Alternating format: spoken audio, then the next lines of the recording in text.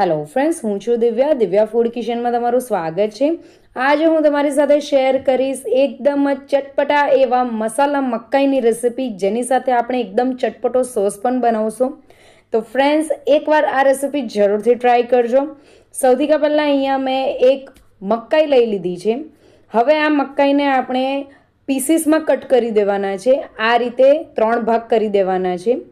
હવે અહીંયા હું તમને એક સજેશન આપું છું કે જો તમારે આ રીતે મસાલા મકાઈ બનાવવું હોય તો તમે આ રીતે 3 પીસીસની અંદર મસાલા મકાઈ બનાવી શકો છો, પણ થોડુંક અલગ દેખાવમાં સારું લાગે અને ખાવાની પણ મજા આવે। તેના માટે અહીંયા મેં જે આપણે 3 પીસીસ કર્યા હતા તેમાંથી આપણે એક ભાગ લેવાનો છે અને તેને ઊભો આ રીતે ભાગ કરીને આપણે પીસીસ કરી દેવાના છે।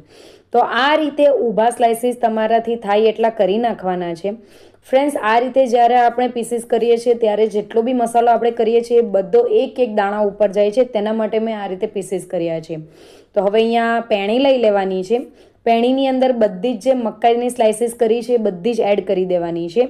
નાની મોટી પતલી તમારાથી જેવી થાય એવી તમે સ્લાઇસીસ કરી શકો છો।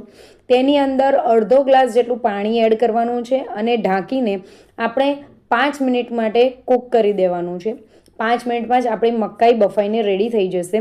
તો હવે આ બોઇલ કરેલી જે મકાઈ છે તેને આપણે કાઢી નાખવાની છે। ત્યાર પછી તેને થોડી ઠંડી થવા દેવાની છે। ત્યાર સુધીમાં આપણે ચટપટો એક સોસ બનાવીને રેડી કરવાનો છે। તો અહીંયા મેં 2 ચમચી જેટલો મેયોનીઝ લઈ લીધો છે, 2 ચમચી જેટલો ટોમેટો કેચઅપ લેવાનો છે અને 1 પેકેટ પેરી પેરી મસાલો એડ કરી દેવાનો છે। પેરી પેરી મસાલો એડ કરવાથી સોસ એકદમ જ ચટપટો બનીને રેડી થાય છે। બધું જ બરાબર મિક્સ કરી દેવાનું છે। આ ચટપટો જે સોસ છે એ તમે કોઈ પણ ફ્રેન્ચ ફ્રાય કે કશું પણ તમે ખાઓ છો તેની સાથે તમે યુઝ કરી શકો છો। હવે પેણી લઈ લેવાની છે, તેની અંદર 2 ચમચી જેટલું બટર એડ કરવાનું છે, 1 ચમચી જેટલું તેલ એડ કરવાનું છે, તેની અંદર 1 ચમચી જેટલું લસણની પેસ્ટ આવે છે તે એડ કરી દેવાની છે। તેને બરાબર સાંતળી લેવાનું છે। તેની અંદર અડધી ચમચી મીઠું નાખવાનું છે, અડધી ચમચી કાશ્મીરી લાલ મરચું પાવડર એડ કરી દેવાનો છે, અડધી ચમચી ચીલી ફ્લેક્સ એડ કરવાનો છે, અડધી ચમચી ઓરેગાનો એડ કરવાનો છે અને અડધી ચમચી શેઝવાન સોસ એડ કરવાનો છે। આ બધું જ બરાબર આપણે મિક્સ કરીને તેને સાંતળી લેવાનું છે।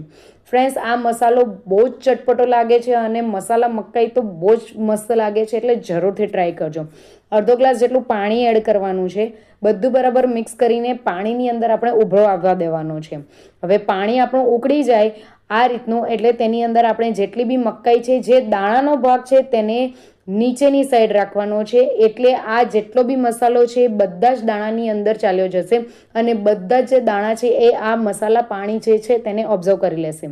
તો આ રીતે જો નોનસ્ટિક પેન હોય તો તમે આ રીતે તેને હલાવી શકો છો। આ રીતે આપણે 2 થી 3 મિનિટ માટે મકાઈને પાણીની સાથે થવા દેવાનું છે। તો અહીંયા આપણે મસાલા મકાઈ બનીને રેડી થઈ ગઈ છે, તો આપણે તેને પ્લેટમાં લઈ લેવાનું છે। તેની સાથે આપણે જે ચટપટો સોસ બનાવ્યો હતો તે લઈ લેવાનો છે। ફ્રેન્ડ્સ, એક વખત આ રીતે જરૂરથી ટ્રાય કરજો, નાનાથી લઈને મોટા બધાને જરૂરથી ભાવશે। તો ફ્રેન્ડ્સ, તમને મારી આજની રેસિપી ગમી હોય તો રેસિપીને લાઇક, શેર અને કમેન્ટ કરજો અને ચેનલને જરૂરથી સબસ્ક્રાઈબ કરજો। મળીએ એક નવી રેસિપી સાથે। Bye bye, enjoy.